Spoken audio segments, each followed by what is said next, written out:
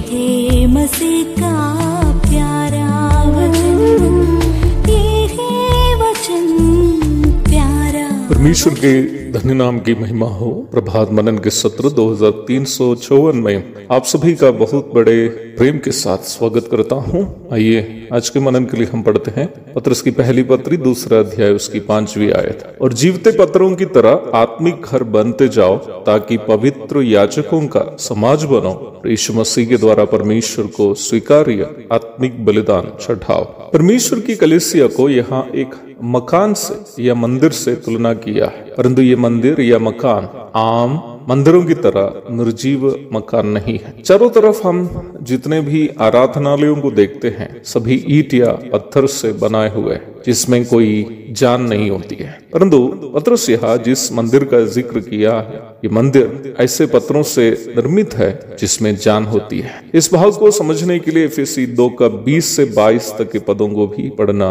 अच्छा होगा। हम वहां इस प्रकार पढ़ते हैं, और प्रेरितों और भविष्यद्वक्ताओं की नींव पर जिसके कोने के पत्थर यीशु मसीह स्वयं ही है बनाए गए, जिसमें सारी रचना एक साथ मिलकर प्रभु में एक पवित्र मंदिर बनती जाती है, जिसमें तुम भी आत्मा के द्वारा परमेश्वर का निवास स्थान होने के लिए एक साथ बनाए जाते हो। प्रेरित पौलुस इस भाग में विश्वव्यापी कलीसिया को अथवा यूनिवर्सल चर्च को एक मकान से तुलना करके समझा रहा है। निम्न प्रतीकात्मक मकान के कोने का पत्थर अथवा मुख्य पत्थर स्वयं प्रभु मसीह यीशु है, जिससे प्रेरितों एवं भविष्यद्वक्ताओं को जोड़कर निम्न प्रतीकात्मक मकान की नींव बनाई गई है। अर्थात यीशु मसीह जो कलीसिया का उपदेश है जो प्रेरितों और भविष्यद्वक्ताओं के द्वारा सिखाया गया है उस पर कलीसिया खड़ी है। निम्न उपदेश रूपी नींव को छोड़कर अन्य कोई नींव डालने का अधिकार किसी को भी नहीं है। हम जो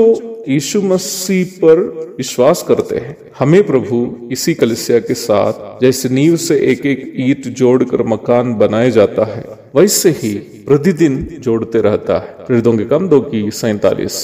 उद्धार पाने के पूर्व पाप और अपराध के कारण हम भी मरे हुए थे, एफेसी 2 की 1, परंतु यीशु मसीह पर विश्वास करके उद्धार पाने के द्वारा हमें भी उस जीवन मिलता है जो यीशु मसीह में है। यूहन्ना 10 की 10।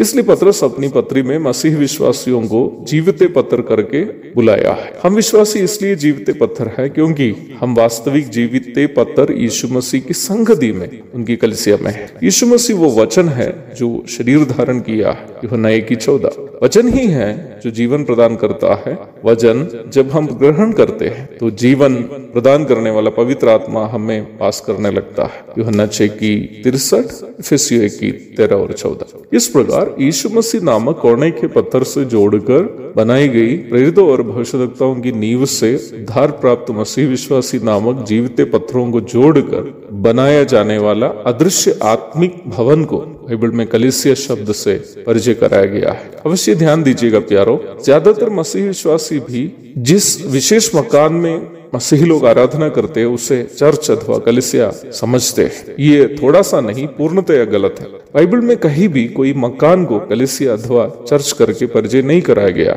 चर्च अथवा कलीसिया उद्धार प्राप्त मसीह विश्वासियों का समूह है जो यीशु मसीह नामक उपदेश को मानते हैं, जिसे प्रेरितों और भविष्यद्वक्ताओं ने सिखाया, जिसकी अगुवाई वर्तमान में सुसमाचार प्रचारकों एवं प्राचीनों के द्वारा की जाती है। एफेसी 4 की 11 से 13 तक। प्रभु इस प्रकार की एक प्रतीकात्मक मंदिर को क्यों बनाई है, उसका उद्देश्य क्या है, प्रभु दया करे। निम्न विषय की चर्चा हम कल करेंगे। तब तक के लिए आपसे विदा हो जाता हूँ। प्रभु आप सबको आशीष दे। आमीन।